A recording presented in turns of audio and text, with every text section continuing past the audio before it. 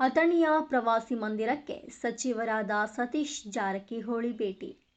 ದಿನಾಂಕ 22/7/2025ರಂದು ಸಾಯಂಕಾಲ 5 ಗಂಟೆಗೆ ಅಥಣಿಯ ಪ್ರವಾಸಿ ಮಂದಿರಕ್ಕೆ ಮಾನ್ಯ ಲೋಕೋಪಯೋಗಿ ಹಾಗೂ ಬೆಳಗಾವಿ ಜಿಲ್ಲಾ ಉಸ್ತುವಾರಿ ಸಚಿವರಾದ ಸನ್ಮಾನ್ಯ ಶ್ರೀ ಸತೀಶ್ ಜಾರಕಿಹೊಳಿ ಅವರು ಭೇಟಿ ನೀಡಿ ಜನರಿಂದ ಮನವಿ ಪತ್ರಗಳನ್ನು ಸ್ವೀಕರಿಸಿದರು.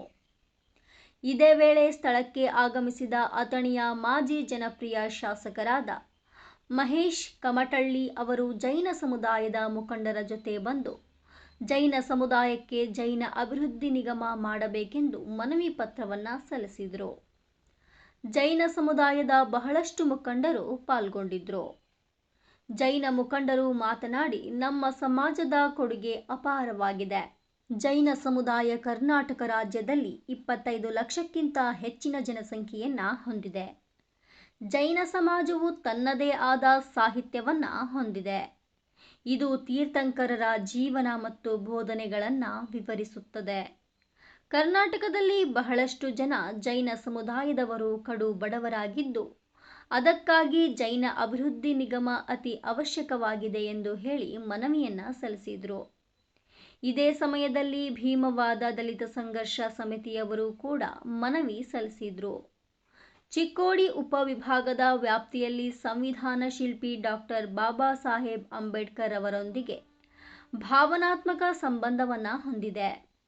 ಈ ಭಾಗದ ಚಿಕ್ಕೋಡಿ, ನಿಪ್ಪಾಣಿ, ಕಾಗವಾಡ ಹಾಗೂ ಅಥಣಿ ಮುಂತಾದ ಸ್ಥಳಗಳಲ್ಲಿ ಬಾಬಾ ಸಾಹೇಬರು ಭೇಟಿ ನೀಡಿದ್ದಾರೆ.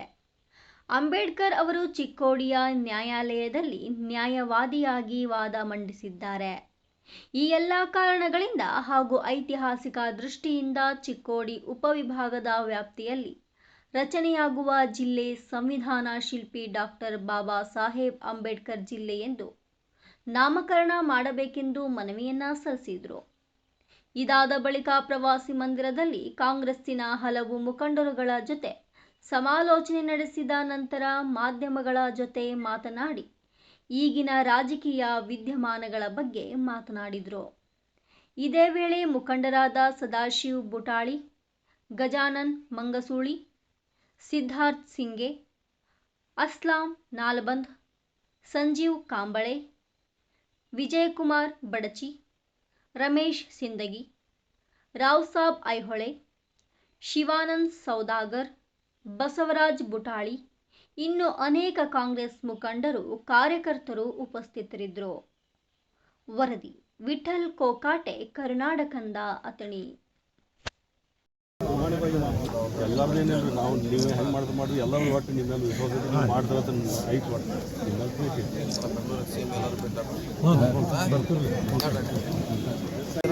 ಮಂಜೂರು ಮಾಡುವ ಕುರಿತು ಮೇಲ್ಕಾಣಿಸಿದ ವಿಷಯಕ್ಕೆ ಸಂಬಂಧಿಸಿದಂತೆ ಕರ್ನಾಟಕ ರಾಜ್ಯದೊಂದಿಗೆ ಜೈನ ಧರ್ಮದ ಐತಿಹಾಸಿಕ ಸಂಬಂಧವು ಕ್ರಿಸ್ತಶಕ ಪೂರ್ವದಿಂದ ಬಂದಿದ್ದು, ಕರ್ನಾಟಕ ರಾಜ್ಯಾದ್ಯಂತ ಜೈನ ಸಮುದಾಯದ ಸುಮಾರು 25 ಲಕ್ಷಕ್ಕಿಂತ ಹೆಚ್ಚು ಜನಸಂಖ್ಯೆಯನ್ನು ಹೊಂದಿರುತ್ತದೆ. ಜೈನ ಸಮಾಜವು ಭಾರತೀಯ ಧಾರ್ಮಿಕ ಸಮಾಜವಾಗಿದ್ದು, ಅಹಿಂಸೆ, ಸತ್ಯ, ಅಪರಿಗ್ರಹ, ಬ್ರಹ್ಮಚರ್ಯ ಮತ್ತು ಆಶ್ರಯ ಎಂಬ 5 ಮೂಲಭೂತ ತತ್ವಗಳನ್ನು ಅನುಸರಿಸುತ್ತದೆ. ಜೈನ ಧರ್ಮವು ತನ್ನದೇ ಆದ ಸಾಹಿತ್ಯವನ್ನು ಹೊಂದಿದೆ. ಇದು ತೀರ್ಥಂಕರ ಜೀವನ ಬೋಧನೆಗಳನ್ನು ವಿವರಿಸುತ್ತದೆ. ಜೈನ ಸಮಾಜವು ಅದರ ತತ್ವಗಳು ಮತ್ತು ಆಚರಣೆಗಳು ಭಾರತೀಯ ಸಂಸ್ಕೃತಿಯ ಮೇಲೆ ಗಮನಾರ್ಹ ಪ್ರಭಾವ ಬೀರಿದೆ. ಬದುಕು ಹಾಗೂ ಬದುಕಲು ಬಿಡು ಹಾಗೂ ಅಹಿಂಸಾ ಎಂಬ ತತ್ವದಲ್ಲಿ ನಡೆದು ಬಂದ ದಾರಿಯಾಗಿರುತ್ತದೆ. ಕನ್ನಡ ಸಾಹಿತ್ಯಕ್ಕೆ ಜೈನ ಕವಿಗಳ ಕೊಡುಗೆ ಅಪಾರ. ಕರ್ನಾಟಕ ರಾಜ್ಯದಲ್ಲಿ ಜೈನ ಸಮುದಾಯದಲ್ಲಿ ಕಡುಬಡ ಕುಟುಂಬಗಳು ಹೆಚ್ಚಿನ ಪ್ರಮಾಣದಲ್ಲಿದ್ದು, ಆರ್ಥಿಕ, ಸಾಮಾಜಿಕ ಹಾಗೂ ಶೈಕ್ಷಣಿಕವಾಗಿ ಹಿಂದುಳಿದಿರುತ್ತಾರೆ. ಕಾರಣ, ಆರ್ಥಿಕ, ಸಾಮಾಜಿಕ ಹಾಗೂ ಶೈಕ್ಷಣಿಕವಾಗಿ ಅಭಿವೃದ್ಧಿ ಹೊಂದಲು ಪ್ರತ್ಯೇಕವಾಗಿ ಜೈನ ಅಭಿವೃದ್ಧಿ ನಿಗಮ ಸ್ಥಾಪಿಸುವುದು ಅತಿ ಅವಶ್ಯಕ ಹಾಗೂ ಭೌಗೋಳಿಕ ಆಧಾರದ ಮೇಲೆ ಪ್ರತ್ಯೇಕ ಸಸ್ಯಾಹಾರಿ ಜೈನ ವಸತಿ ನಿಲಯಗಳು. DCC ಬ್ಯಾಂಕಿಗೆ ಸಂಬಂಧಪಟ್ಟಂಗ ಸಹೋದರ ವಿರುದ್ಧ ಒಂದೇನೋ ಒಂದು ಮೀಟಿಂಗ್ ಮಾಡಿದಾರೆ ಅಂತ ಏನೋ ಹೇಳ್ತಾರೆ. ಕಡೇರಿ ಮಟ್ಟದಲ್ಲಿ ಮೀಟಿಂಗ್ ಆಗಿದೆ ಪೇಪರ್ನಾಗ ಬಂದಿದೆ, ಟಿವಿ ನಾವೇನಂತ ಹೇಳಿದ್ರು ಅದ್ರ ಬಗ್ಗೆ ಮಾಡೋರು ಮಾಡ್ತಾರೆ. ಅಲ್ಲಿ ಆಶ್ರಯ ಬಿಟ್ಟಿದ್ದಾರೆ. ಆಮೇಲೆ ಅವ್ರು ಇರೋದ್ವಾಗಿ ನೋಡಿ ಟಿವಿ ಇಲ್ಲೇ ಇರ್ತೈತೆ. ಅವ್ರು ಒಂದು ಮೀಟಿಂಗ್ ಅವ್ರು ಮಾಡ್ತಾರೆ. ಇದೇನು ನಡೆದಲ್ಲ ಸ್ವಾಭಾವಿಕ. ರಾಜಕೀಯದಲ್ಲಿ ಒಬ್ಬನ ಮುಗಿಸೋದು, ಒಬ್ರು ಬೆಳೆದು ಸಿಸ್ಟಮ್ ರಾಜಕೀಯನ ಅಂತಾರೆ. ಒಬ್ರು ಬದುಕಲಿಕ್ಕೆ, ಒಬ್ರು ದುಡಿಲಿಕ್ಕೆನ ರಾಜಕೀಯ ಶಕ್ತಿ. ಯಾರು ಶಕ್ತಿ ಇರ್ತೈತಿ ಮ್ಯಾಗ ಅಂತ ಬರ್ತಾರೆ, ಇಲ್ಲ ಅಲ್ಲೇ ಕೊಡ್ತಾರೆ. ಯಾರ ಶಕ್ತಿ ಅನುಗುಣ ಮೇಲೆ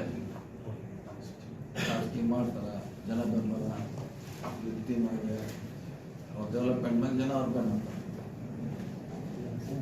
ಸಮಾಜಶ್ರೀ ಯೋಜನೆ ಕಳಪೆ ಕಾಮಗಾರಿ ಗೊತ್ತಿಲ್ಲ ನಮ್ಮ ಐಡಿಯಾ ಬಗ್ಗೆ. ಈಗ ಚಾಲು ಮಾಡಲ್ಲ, ಈಗಲೇ ಸ್ಟಾರ್ಟ್ ಆಗಿದೆ ಸರ್, ಕಳಪೆ ಆಗ್ತದೆ.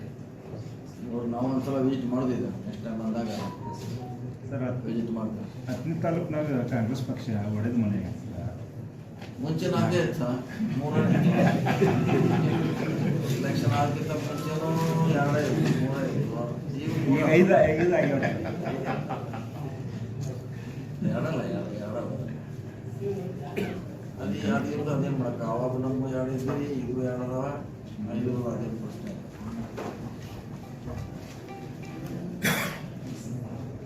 ಸರ್, ಅಕ್ರಮವಾಗಿ ಗಣಿಗಾರಿಕೆ ನಡೆದಿದೆ ಸರ್.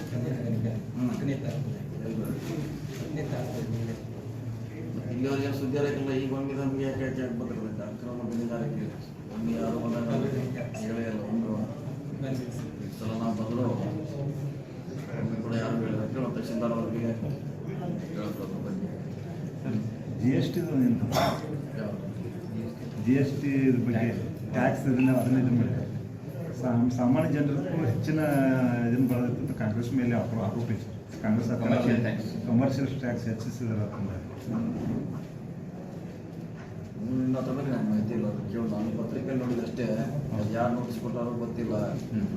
ರಾಜ್ಯ ಸರ್ಕಾರ ಕೊಟ್ಟಿಲ್ಲ, ಕೇಂದ್ರ ಸರ್ಕಾರ ಕೊಟ್ಟಿಲ್ಲ. GST ಇಬ್ಬರು ಕಲೆಕ್ಟ್ ಮಾಡ್ತಾರೆ. ಎರಡು ಕಡೆ ಇದೆ ಅದು.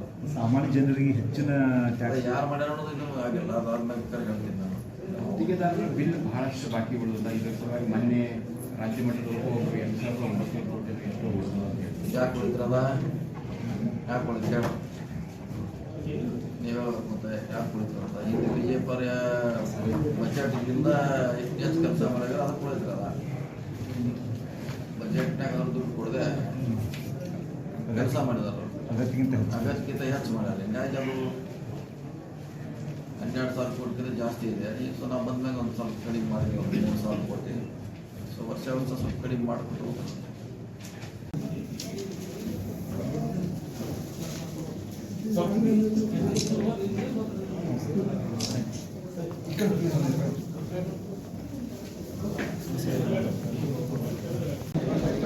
ಸರ್ ನಡ್ರಿ ಕಡೆ